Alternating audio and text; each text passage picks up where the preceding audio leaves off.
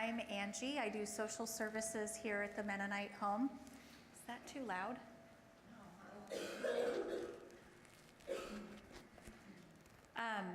So I'm here to just talk to you about the social services department and what we do.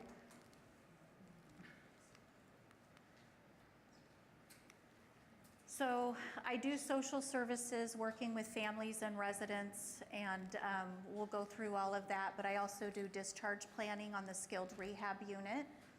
And Charlene Archer, she primarily does admissions, but she also helps out with social services. So what is the role of social services? We work with residents and families to resolve concerns a lot of times. Sometimes,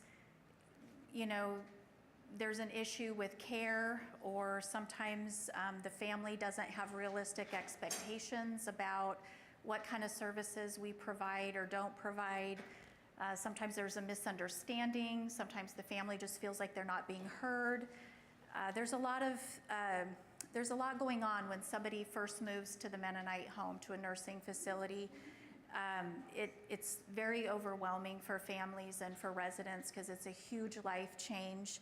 A lot of them have never experienced this before. They're not sure, what to expect. So sometimes it's easy to have misunderstandings, and some families just feel lost and they just need that extra, someone talking to them, kind of telling them what to expect and assisting them. Just another person to talk to. And I know a lot of the CNAs here, nursing staff, do a really good job at helping families and residents adjust and settle in.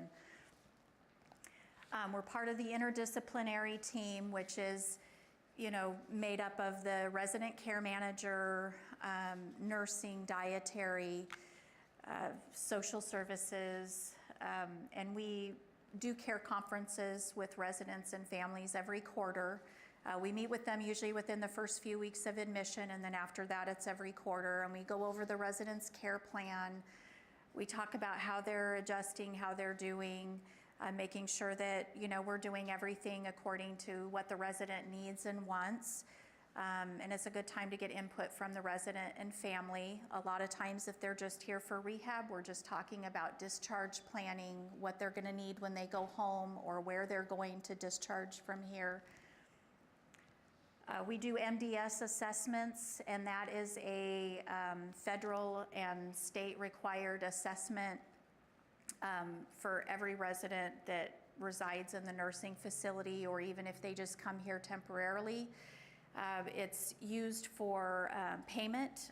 If somebody is here under Medicaid, it's used for reimbursement purposes, or if they're here and Medicare or Medicare plan is paying for their stay or part of their stay, they use that for payment. And basically it's multiple pages long. The RCMs have a huge portion of that. Some of the nurses may have done some of the interviews, but it involves interviewing the resident, family. How are they sleeping? How much assistance are they needing for getting in and out of bed? How's their appetite? Have they had any documented weight loss? You put in all their diagnosis codes. It's a pretty comprehensive assessment that has to be done, and we're just a small part of that. We do help with, we are able to help at times with resident shopping if there's not a family member available. We really try to, because of the workload and the way things are changing with long-term care and what's required of us, it can be difficult to find time to go out and do shopping for residents. We used to be able to do more. Now we're really trying to get families to be involved in that, to do that if they're able. So residents that have local family that come in to visit, that are able to, go buy those clothing items that they need, or replace items that they need, get those personal items. We encourage families to do that if they can. If a resident doesn't have local family And really, the only way they're going to get those items is if I or another staff person get it, then, then we do that. Eyes, teeth, and ears. So we help with scheduling appointments. If somebody is on Medicaid, or they're not able to go out into the community to see the dentist or the eye doctor, we do have an eye doctor that comes in that sees patients that have a certain insurance plan. We have a dentist that comes in that can see patients with certain insurance plans. And so if I get a referral from a nurse or an RCM that somebody needs to be seen by the dentist, first we have to check and see what their insurance is. Can they go out? If they can't go out, then we have to try to see if somebody can come in, or do we need to look at just keeping the person comfortable? There's a lot of different things that we can do with that, but a lot of times it's depending on insurance. Sometimes if the family, sometimes the family will step up and say, well, I know that this needs to happen, so I'm going to pay privately. I want my mom to see this particular dentist, and we'll take care of it. But if families aren't able to do that, then we have to try to figure out some way that the resident can get the care that they need. If residents have eyeglasses, the nose pieces that oftentimes break off, or if their glasses, get bent or broken, a lot of times Charlene or myself can take those out to be repaired and get them back within a day or two. But again, if family's available, if they have local family that's in and out, we would prefer family just to take care of that. We also make sure if there's anything that's damaged, that we've damaged, maybe the resident, maybe a CNA is moving their tray off of their bedside table, their dentures get knocked to the floor and get broken, then we are responsible to make sure that that gets fixed and gets replaced. And so we do have a policy in place to make sure that we're on that right away. State and federal regulations for dental care have changed, and so it's a big deal if a resident has issues with their teeth, if they have missing teeth or dentures that are broken. It can affect how they eat. It affects, if they're, it affects their nutrition and whether or not they lose weight. And we definitely don't want residents losing weight because that can be detrimental to their health. So we have like a 48-hour to 72-hour time period that we have to address that. So we help take care of that. Discharge planning, that starts on admission. So Charlene brings them in and she kind of talks with them and establishes what the initial discharge plan is. Sometimes once a resident gets here, that plan can change. A lot of people will say, well, of course my plan is to go home, but then they come in, maybe they've had a severe stroke or they've had an ankle fracture and they're going to be non-weight bearing for, a few months. They may not be able to go home like that. So sometimes we have to look at alternative options, whether or not they can go to an assisted living or an adult foster care for a while until they're able to go home. Do they need to, maybe they're just not able to go home. So maybe we need to look at, what would be the appropriate care setting? Do they need memory care? Are they having increased dementia or cognitive issues that would require more support, more supervision for safety? We try to help families determine that, not just myself, but the RCMs and nursing staff do that too. Therapy helps assess that and address that with the family. So, we try to get people, when they discharge from here, we want to make sure they're safe and not just going right back to the hospital. Charlene takes care of insurance verification and authorizations.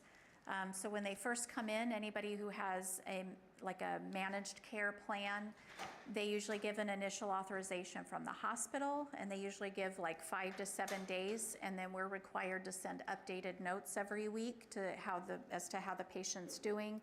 And then the insurance lets us know week to week whether they're going to continue authorization and for how long. So Charlene takes care of that. We meet weekly, the therapist, RCMs, myself, Charlene, a lot of times medical records is involved. And we have to meet every week and go over every resident who's on skilled rehab. We have to go over their progress, what's their estimated length of stay. We set discharge dates, that sort of thing. And we're required to track that. And we'd encourage any staff to let us know ever if a family comes to you with a concern, maybe they're just not sure who to go to, but just let us know. Even if you're not sure who to go to, you can always let us know and we'll make sure that gets taken to the right person. Room changes. So Charlene manages room changes. We are required now with new regulations in place that we have to let residents know in advance when they're going to be getting a new roommate or when they need to change rooms. And we have to have, for room changes, we have to have documentation that states that the resident is agreeable to moving to the other room. There has to be some documentation as to why it's beneficial to the resident. So, I think what, the surveyors are looking for is just to make sure that facilities aren't moving residents around, because a move can be a big deal. So they want to make sure that, we're not just trying to, say we have a female in this room and another female in this room. So there's 2 empty beds. There's an empty bed in each room. We're not just putting people together so we can bring in, maybe a gentleman, bring in a male admission. The resident has to agree to it. So they want to make sure people aren't just being moved around and herded like cattle, that we're treating people with dignity and respect, and that, there is some benefit to the resident when they're moving and that they're agreeable to it. So that gets documented and Charlene takes care of that. And I believe that the nurses also have that form that needs to be completed and signed whenever a resident is moving, like if Charlene wasn't here or if it was after hours. We take care of any referrals, which include counseling. We're required to let residents know if they are, depressed or having issues coping. We need to let them know what resources are available in the community. There aren't a lot of resources, unfortunately, right now in this area as far as people coming in here. With Linn County Mental Health, there is a counselor or a social worker that has been able to come here to see some of our residents, but they have to have Oregon Health Plan or they have to have a certain insurance, so it's not just available to anybody. So that can be a little tricky. And a lot of residents, they may be having a hard time and they're okay talking to somebody, but they may not be able to go out, or maybe they don't want to go out for that. So it can be a little tricky trying to get those resources for people. If somebody is having a change in behavior, or like maybe they're having increased hallucinations or delusions, a significant change in behavior that we're not really managing very well here, we're not sure what's going on with them. Maybe we've ruled out that maybe we've ruled out a UTI, maybe we've ruled out other infections or anything medical going on, and we just can't figure it out. A lot of times we will send, it's called a mental illness screening, a PASS-R2, and we send that out to Psych Med Associates, and then they review it, and then they have somebody that comes here and they meet with the resident, and they kind of do an assessment to determine if there is maybe mental illness involved that hasn't been diagnosed, if there's anything psychological, maybe it's just maybe there's interventions that we could be doing or something we could be doing differently that might be beneficial to the resident or help us manage that better. So that's something that we do for people. What is that PAS? It is it's a pre-admission screen, resident review, and then 2 is because it's a mental illness screening. There's also one, a regular PASSAR is for somebody who's coming into the facility, and it's to determine that yes, they need this level of care. It gets started in the hospital. Yes, they need this level of care. It determines if they have like MRDD status. Do they need certain resources for like maybe a developmental disability or something like that, or if there's a mental illness.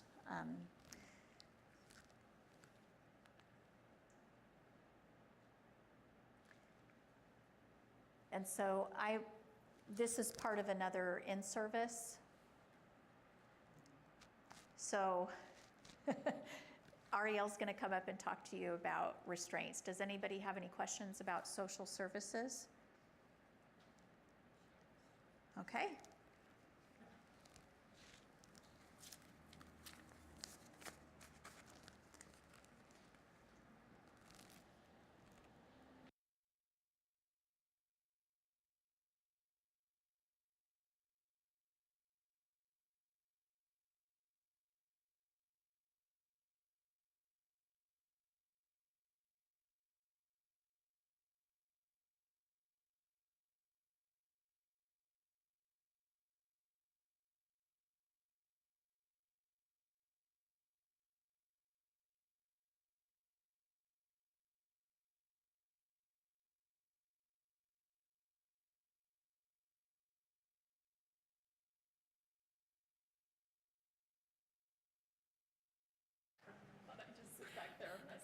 Thank you.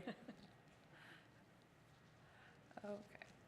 So with physical restraint, so we just want to remind people that we are a restraint-free campus, and this isn't going to be a very long section, but it's anything that's going to restrict their freedom. So if we put a side rail on their bed that went the full length and they weren't able to get themselves out freely, that would be considered a restraint.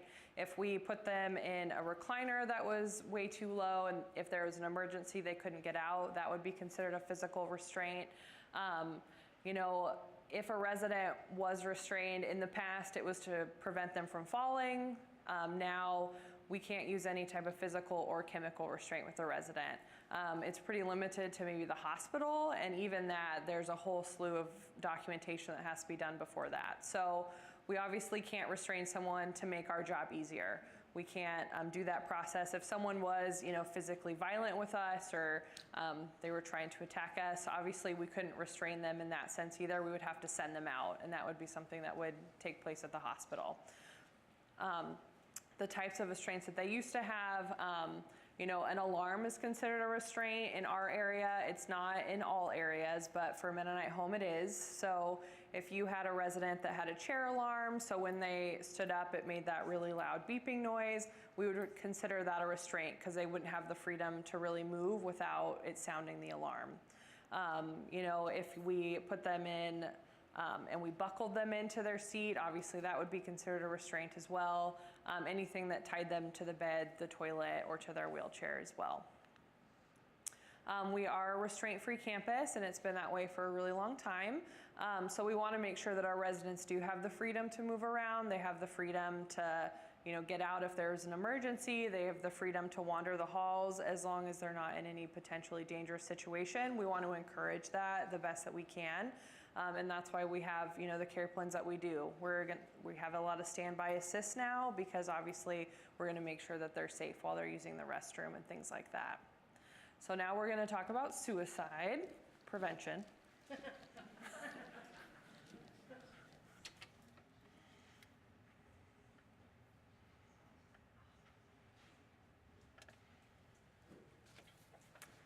Okay.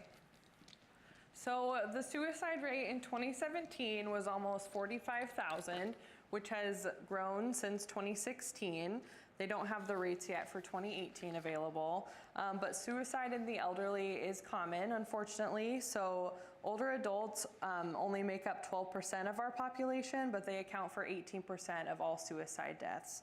And they are, the second highest rate is among those over the age of 85. So it's something that we do need to be mindful of because it could occur in our facility. So in 2017, they did estimate that 1.4 million suicide attempts were made in the United States, and that men are 3.54 times more likely than women to die by suicide. So watch out. Means of suicide, so firearms are most often used. The second leading cause would be suffocation, followed by overdose, falls, drowning, and fire. What they don't count in the results that they do are silent suicide. So when a resident decides that they no longer want to eat anymore, they're no longer going to drink, or they have an accident that was easily preventable that they caused themselves, which would cause death. So that could be, an overdose of medication that they normally take regularly, but then all of a sudden they take all of their meds at one time, something like that. And then a double suicide or a murder suicide is common among the aged, where not only do they take their own life, but they take their spouse's life first.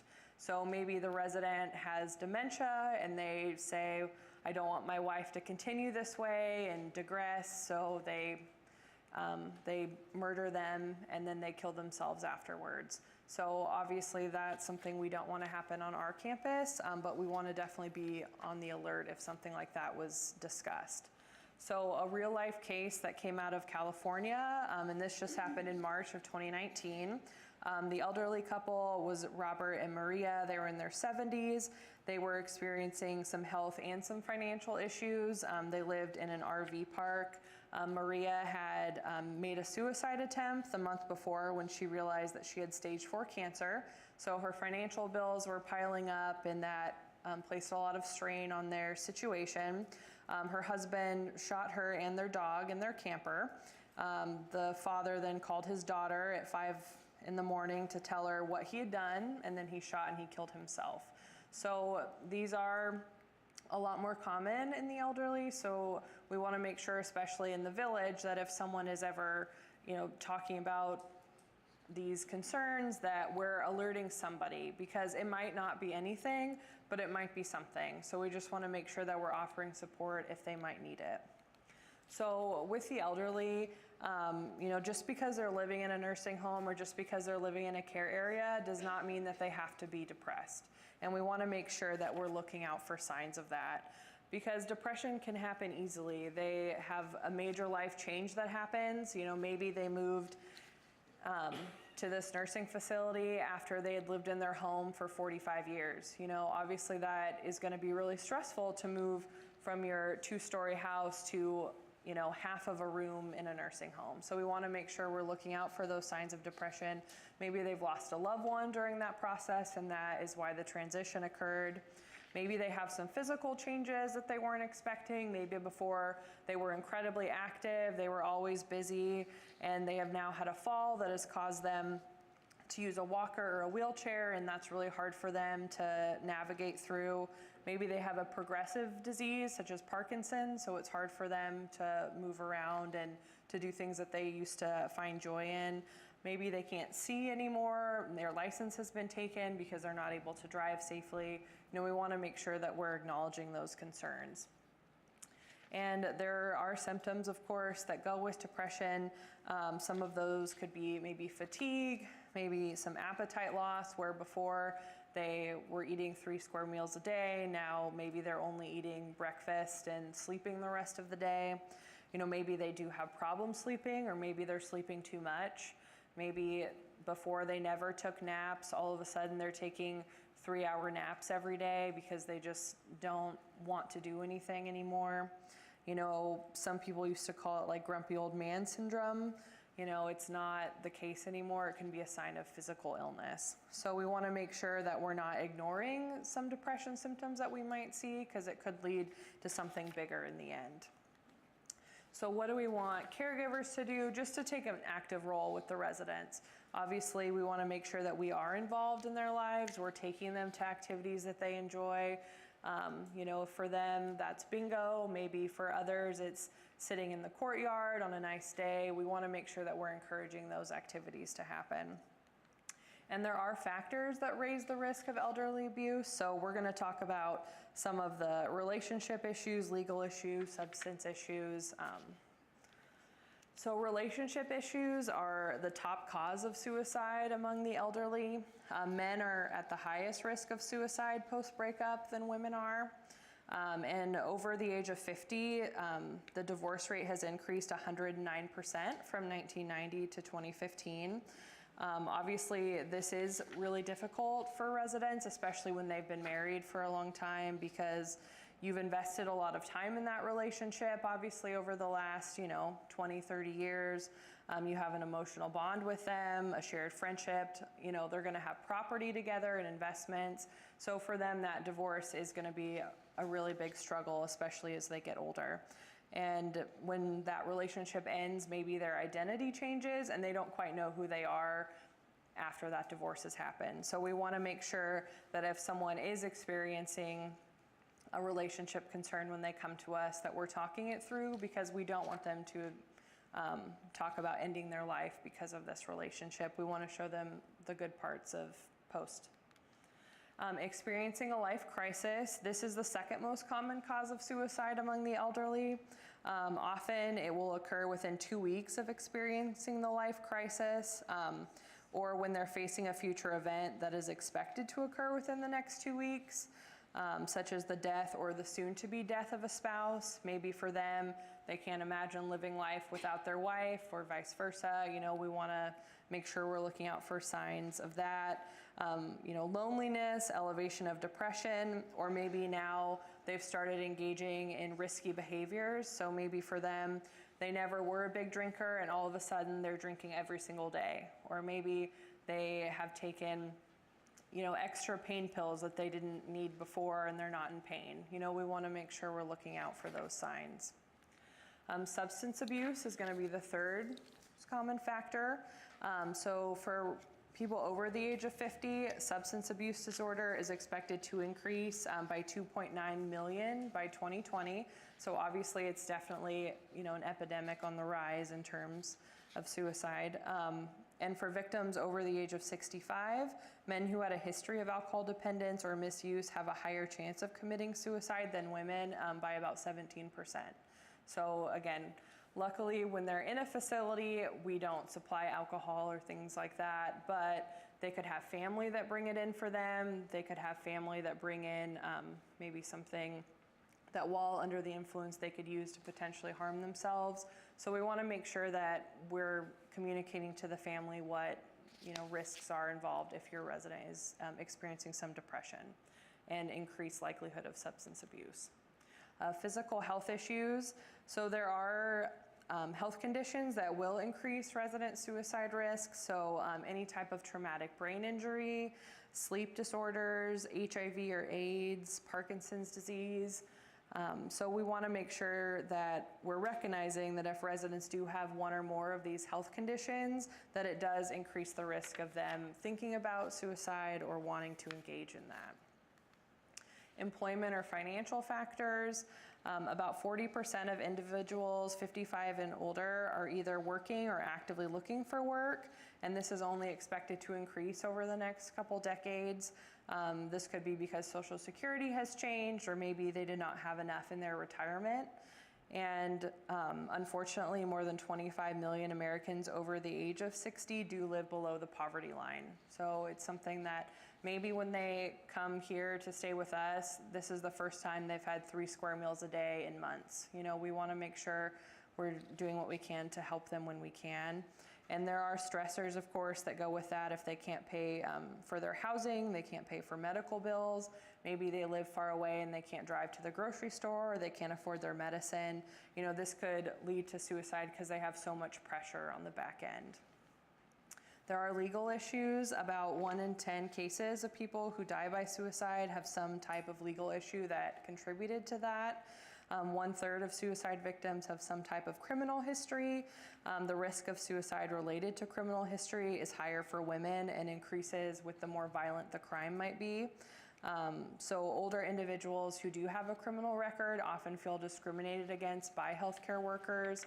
For us in particular, if a resident shows up on the sex offender registry, we cannot admit them. So for a lot of residents, that can lead them to feel like they need extra care and they need extra support, but where are they going to go to get it? Because a lot of, the better places, not to, shine a light on ourselves, but they won't admit them because of that criminal background check. So it's something that can lead them to feel isolated and take their life.